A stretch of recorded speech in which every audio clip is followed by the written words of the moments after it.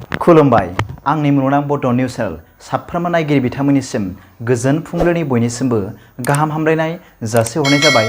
आसा खालामो नोंथांमोनहा गासै मोजाङै दं। बे समाव आं नोंथांमोननि सिगाङाव फुंबिलिनि मोननैसो खौरां लाना फैलायबाय। अन्नानै भिडिअखौ स्किप खालामाजासे जोबजासिम नायलांदो। दिनैनि फुंबिलिनि मोननैसो खौरांफोरा जाबाय। गिबि रादाबाव दं BTR सरकारनि बाखनायथाव हाबाफारि।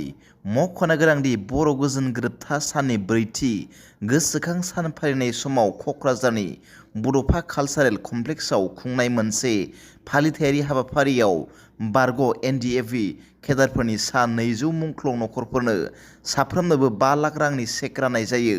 क'क्राझार बड'फा कालचारेल कमप्लेक्सआव BTRनि गाहाय खुंगिरि प्रमद बर'जों लोगोसे लेङाइ मावफुं सोद्रोमा गबिन्द चन्द्र बसुमतारी, मावफुं सोद्रोमा रनजित बसुमतारी, केबिनेट मन्थ्रि उरखावग्रा ब्रह्मआ राननानै होयो। बड'लेण्डनि थाखाय गोबाव बोसोरसिम सोमावसारनाय सा 200 मुंख्लंफोरनो 5 लाख रांनि चेक होदों।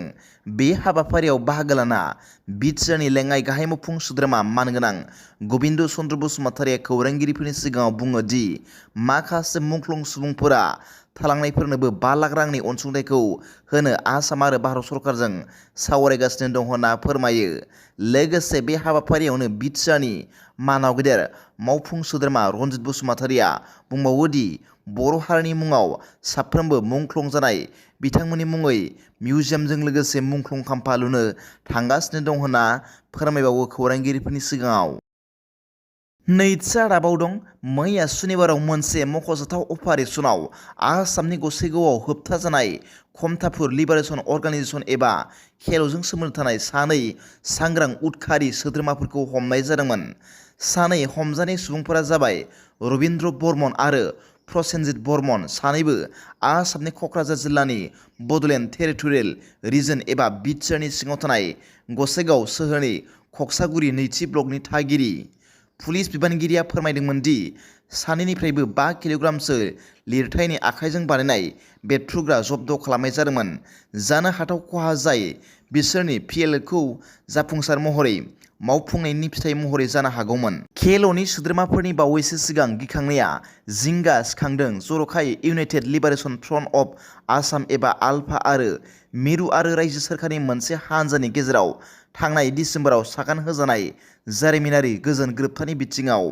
बे गोरोबथाया गोबाव समनिफ्रायनो सोलिबोनाय दावराव दावसिनि सुस्रांनायखौ दिन्थियो, जेराव परेश बरुवाजों दैदेनजानाय आलफा उदां हानजाया गावसोरनि खामानिफोरखौ सोलिगासिनो दं। थांनाय बावैसो मिरु नखर मन्थ्रि अमित शाहआ बावैसो आसाम दावबायनाय समाव आथिखालनि सोरखारनि सिङाव बिग्रायखांनायखौ बाङाइ जालांनायनि सायाव गोसो होदोंमोन। बबेखानि बेफोरबादि जाथायफोरा ओनसोलाव रैखाथि लाखिनायाव सोलिबाय थानाय जेंनाफोरखौ दिन्थियो।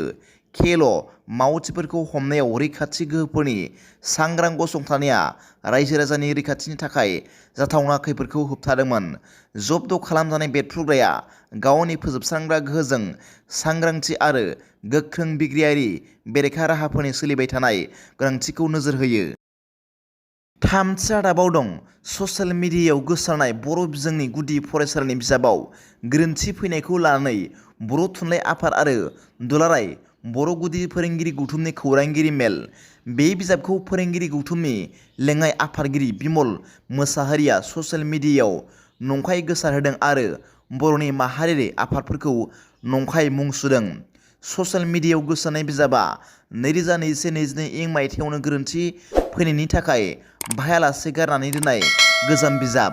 आसामनि सोलोंथाइ मन्थ्रि मानाव गेदेर रनज पेगु बिथाङा थांनाय 2023 6 नबेम्बराव बर' गुदि फोरोंगिरि आफादजों बिथाङा बबेनिफ्राय लाबोनानै खननानै लाबोनानै बुंनो मोनैनि बुंनो मोनै बादि जानानै बिथाङा बबेनिफ्रायबा डास्टबिननिफ्राय लाबोनानै गथ'फोरनो फोरोंनाया आफादफोरनि सायाव दाय होनाया खुब दुखु गोनां होनना फोरमायो बर' थुनलाइ आफादा।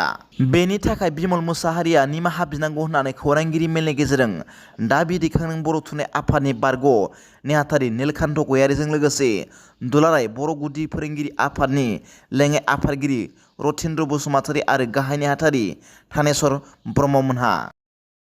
ब्रैथि रादाबाव दं मोनसे गोमोथाव जाथायाव आसामनि नगाव जिल्लायाव बन्द खालामजानाय आफाद United liberation front of Assam independent एबा आल्फा आइजों सोमोन्दो थानाय मुं लाफ्लानानै रां दाबिनायनि दायाव सासे सुबुंखौ हमनाय जादों।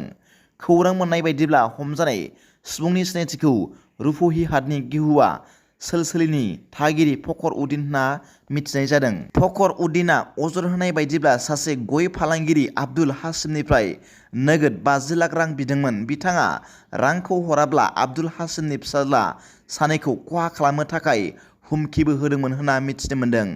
बेनिखायनो आब्दुल हासिमा रुपहिहाट पुलिस थानायाव मोनसे ग'सर थिसनदोंमोन। सोंनाय फिननायाव फखर उद्दिना बुंनाय बायदिब्ला हुसेन आली मुंनि गुबुन सासे सुबुंनि आखायाव दं होनना सिमान जादों। बेनि उनाव पुलिसआ उनाव बे खौरांनि सायाव बिथा खालामनानै हुसेन आलीखौबो हमदोंमोन होनना मिथिनो मोन्दों। दिनैनि फुंबिलिनि मोननैसो खौरांफोरा दा बेखिनिल'मोन।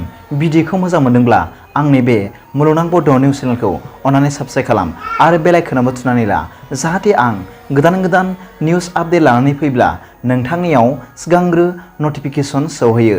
दा बेलासिनि रादाबाव नोंथांमोनखौ आंनि बे चेनेलाव गासैखौबो बरायहरनाय जाबाय। गोजोन्थों। एसेनोसै। जै बर' हारिनि जै।